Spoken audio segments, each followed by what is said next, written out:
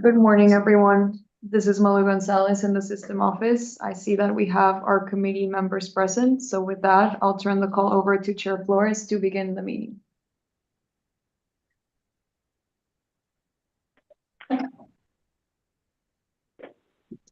Good morning, and welcome to the Telephonic Rules and Regulations Committee meeting for February 5th, 2025. I am Regent Don Flores, Chair of this committee. The time is 11 a.m. Central Standard Time. Notice of this meeting was provided to the Secretary of State as required by Texas Open Meetings Act, Government Code, Chapter 551. Please note that the audio of this meeting is being broadcast live. Before we take a roll, I would like to remind everyone to please mute their phones unless you need to speak. Malu, let's begin the roll call with committee members in any other regions. Thank you, Chair Flores, and I see you're present. Regent Faskey. Present. Thank you, Regent Lee. Present. Thank you, Regent Long.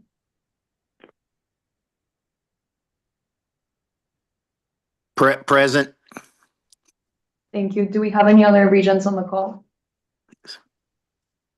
Thank you. Moving to our system staff, Chancellor McCall. Present. Nelly Herrera. Here. Daniel Harper. Here. John Hayek. Here. Mike Winmute. Here. Carol Fox. Here. Sean Cunningham. Here. Sandy Poole. Here. Derek Alexander. Here. Do we have any other system staff on the call? Thank you. Moving to our institution and starting with Lamar University. Mark Robinson.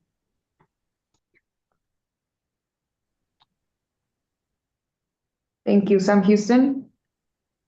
Elisa White and McCartney Johnson. And Amanda Withers. Thank you. Saul Ross. Bonnie Albright. Thank you. Texas State. Kelly Damphus. Ranesh Ashwath. Thank you. LIT. Sid Valentine. Thank you. Lamar State College Orange. Tom Johnson and Wendy Elmore. Thank you. And Lamar State College Port Arthur. Melissa Armitar. Thank you. And did I miss anyone? Great. That concludes roll call. I'll go ahead and turn it to you, Chair Flores. Thank you, Malu. With that, I would like to note that Nelly Herrera briefed me on the agenda items prior to the meeting. At this time, I ask that Nelly present the Rules and Regulations Committee agenda items. Nelly? Thank you, Chairman Flores. We have 7 proposed amendments to our system rules. The first proposed amendment can be found on your handout R1, or if you're following along in the board book, it's page 368. The amendment is to Chapter 3, Paragraph 1.11, parentheses 4. It is proposed by Vice Chancellor and CFO Daniel Harper. The amendment adds landscaping maintenance contracts to the list of contracts exempt from board review and approval. Daniel, would you like to elaborate on this proposed amendment? Yes, ma'am. Thank you. So as Nelly mentioned, it's routine operating tasks that the institutions do. And this is in line with the other items that are specifically listed in rule. So just requesting landscaping be treated in a similar fashion as other contracts. Chair Flores, if there are no questions regarding this item, I'll move on to the next. Please. Thank you. The second proposed amendment is at page R2, Board Book 369. The amendment is to Chapter 3, Paragraph 1.12. It is proposed also by Vice Chancellor Harper. The amendment eliminates the bid requirement and the contract term limitation for financial institution depository contracts. Daniel, would you please speak to this item? Yes, ma'am. So the existing rule has a provision that states that a contract cannot be longer than 6 years and states it's in accordance with the state law. We have been unable to find any state law that provides a 6-year limited duration for banking services contracts. And then we've also surveyed our fellow systems, and most of them look for a total term of around 10 years. So they'll do a base term, say 5 years, and then they'll have optional 1-year renewal terms. These banking contracts take almost up to 2 years to do a transition. So if you're looking at a 6-year contract, by the time you've transitioned into it, and then you'd be looking to transition out, your duration, if you have 6 years, is very limited. So that's the first one, is we want to remove the self-imposed 6-year limitation. And then we're also looking, and probably should have used a different term than removal of the bid requirement. Right now, most state contracts allow you, or state contracting law allows you to go out for a standalone bid, also allows you to piggyback on other contracts that have been competitively solicited, or there are group purchasing organizations that they will vet contracts on behalf of state agencies. And then once those contracts have been vetted and blessed, then they are eligible for us to use. So what we're asking for in addition is to allow us to use all of the state approved solicitation avenues for banking contracts as well. Thank you. Nellie. Chair Flores, if there are no questions for Daniel, I could move on to the next item. Let me ask, Regents, are there any questions regarding this item? None here. None for me. Thank you. Nellie, please proceed to the next item. Thank you. So the third proposed amendment's on page R3, Board Book 370. The amendment is to Chapter 3, Paragraph 1.19.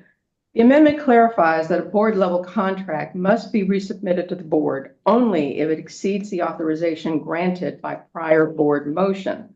The goal here of this proposed amendment is to ensure optimal use of our board's time by allowing the board to focus on contract modifications that exceed prior board authority, while eliminating the need for the board to assess contracts for minor adjustments. Daniel, would you like to speak to this item? Yes, ma'am. So a few years ago, Nellie's predecessor and I worked to streamline the contracting approval process for the Board of Regents. So instead of now bringing a full contract to the board, we bring a one-page summary that outlines the parameters that we're asking the board to consider, which would include the vendor, the purpose, maximum dollar amount, and maximum term. And so that's the process we use. And so this to me is kind of a conforming change that says, as long as the contract stays within what the board has approved, we're able to make minor modifications to it, but again, staying within the global parameters that the Board of Regents have approved. Chair Flores, if there are no questions regarding this item, I can move on to the next. Regents, are there any questions regarding this item? No questions here. No questions for me. Nellie, please proceed. Yes, sir. So the fourth proposed amendment on page R4, Board Book 371. This amendment is to Chapter 3, Paragraph 1.4. It is also proposed by Vice Chancellor Harper. The amendment relates to designated tuition rates for dual credit and early college high school courses and program fees. Daniel, I'll turn it to you. Thank you. So the three changes that are included in this, the first one is the state of Texas last year passed what is called the FAST program. It's financial aid for swift transfer. And it is a financial aid program for dual credit students in high school. And the statute also allows the coordinating board every year to set the maximum amount of what the dual credit scholarship will be. And so where we're asking here is, instead of coming to the board every year to do a few penny increase on the dual credit rate, is that the dual credit rate can be anything up to what the coordinating board has set. And so if an institution wants to exceed the coordinating board rate, they'll come back to the board. But when the coordinating board is increasing the rate by a few pennies, we're not having to do administrative changes through the board year over year to be in compliance. And then the other two changes are conforming changes to a rule that's proposed 2 rules from now. So if Nellie's okay, I'll hold an explanation on those until that rule. Chair Flores, if there are no questions, I can move on to the next item. Regents, are there any questions regarding this item?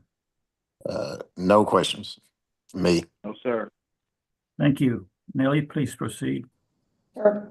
The next proposed amendment on page R6, Board Book 373, the amendment is to Chapter 3, Paragraph 6.824. The proposed amendment clarifies that the prohibition on the use of intercollegiate athletic funds for the purchase of alcohol is in accordance with the General Appropriations Act. Daniel, would you like to speak to this item? Yes, ma'am. I consider this to be a Regent Lee kind of work smarter, not harder change. As we have changes in our system or university CFOs, I always get the question of why do we have a prohibition on purchasing alcohol? And I end up spending 30 minutes trying to figure out why we have that in there. And so this is just a reminder to me and to everybody that the prohibition is in the Appropriations Act. So making it simpler for us to remember why we're doing such. Thank you. Chair Floyd, is there any questions about this item? Regents, are there any questions regarding this item? No questions. Me. Not for me. Thank you, Nellie. Please proceed. The last item proposed by Vice Chancellor Harper is the next item. It's on page R8, Board Book 375. The amendment is to Chapter 4, Paragraph 2.2, parentheses 17. And Daniel, I'll turn it over to you for this one. Thank you. So the current rules explicitly state what tuition and fees must go to the board, but then also states that there is general delegation to the institution's president to establish certain tuition and fees. And so what we're trying to do here is kind of clean it up and make it more modern. So the first thing we're proposing is the original rules have terms for fees that no longer exist. So we're updating them to include the current nomenclature. Then we're also asking for the board to allow the institutional presidents to set basically the program fee for fully online programs. And this is, as you know, as we move more into the online space, we move away from the traditional tuition and fee structure into where we're looking at the overall cost of the program. And we're wanting those programs to be nationally or globally competitive. And so we're asking to delegate that authority instead of coming to the board with frequency on every specific fully online program that's trying to remain competitive. I mean, recently, some may recall for Sam Houston State, they have a fully online executive MBA program. And we've been to the board, I think 3 times now, trying to find the right blend of cost and structure. The next one is that we're proposing is for the tuition and fee for students that are co-enrolled in centers at an institution. So this, again, another example relating to Sam Houston is they have the CMET and the LEMET program. So one for correctional officers and one for law enforcement officers.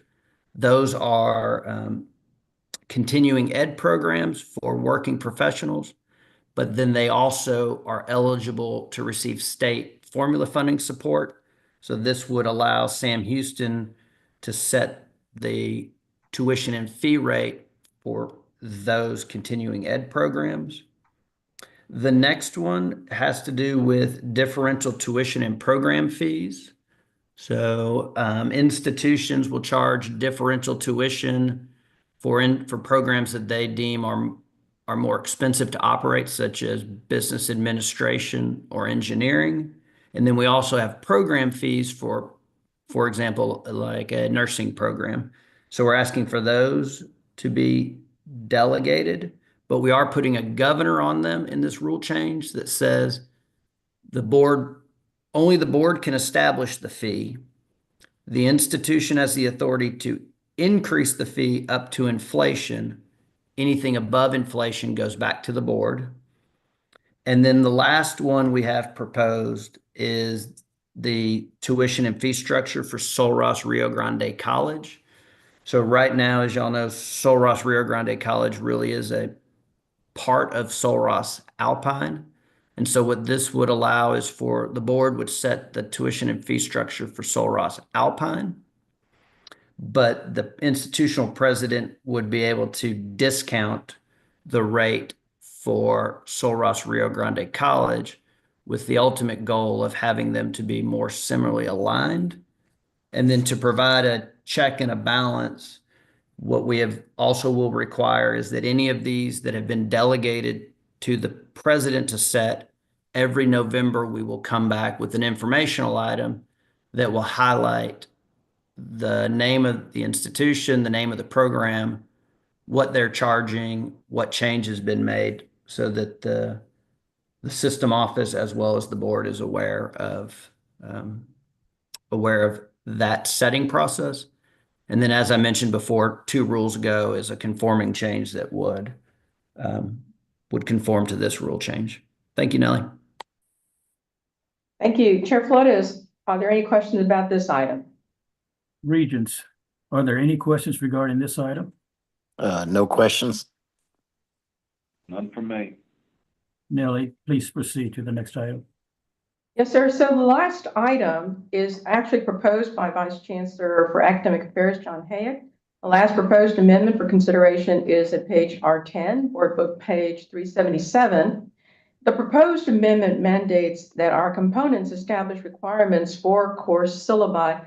John, would you like to provide any additional background information on this one? Sure, thank you, I will. This change in the rule was requested by the chief academic officers across the institutions. Really, it's designed to help promote high-impact practices in teaching and learning across the curriculum. For the change in the rule, you can see that there is Texas Education Code that establishes minimum requirements for the syllabus. You know, as folks know here, a syllabus summarizes the course and outlines expectations and responsibilities for the students. And the minimum standards, for the state, requires that the course lists a brief description of the requirements of the course, the learning objectives, the general subject matter of each lecture, and the list of recommended readings. This policy allows the institutions, the academic leadership and faculty across our institutions to have deeper discussions and think about how to move as necessary and appropriate from minimum standards to best practices or high impact practices with their syllabi. Thank you. Regent Flores, unless there are any questions regarding this last proposed change to our system rules, this concludes all the proposed changes to our system rules for the committee's consideration this morning. Thank you. Regents, are there any questions regarding this last item? None from me. Thank you, Nellie. Thank you, Nellie, Daniel, John, for bringing these items to our attention. Regent Foskey, are there any items that you would like to move off the consent agenda for consideration by the full board? No. Regent Lee, are there any items that you would like to remove off the consent agenda for consideration by the full board? No, sir. Regent Long, are there any items that you would like to move off the consent agenda for consideration by the full board? No, sir. Thank you. As no one is requesting that we move any item off the consent agenda, Regent Foskey, Regent Lee, Regent Long, I move that we recommend board approval of the proposed changes to the system's rules on the consent agenda. Regent Foskey, do you agree? I agree. Regent Lee, do you agree? I agree. Regent Long, do you agree? I agree. Thank you, Regent Foskey, Regent Lee, Regent Long, for your responses. Considering these responses, the proposed changes to the system rules will remain on the consent agenda with the committee's recommendation for approval. As there are no further items for consideration, this concludes the business of the Rules and Regulations Committee and concludes today's telephonic meeting. Thanks to everyone for calling and taking part. And for the record, the time is 11:20, and we're looking forward to seeing all of you next week. Thank you. Goodbye. Thank Bye. you. Look forward to seeing you.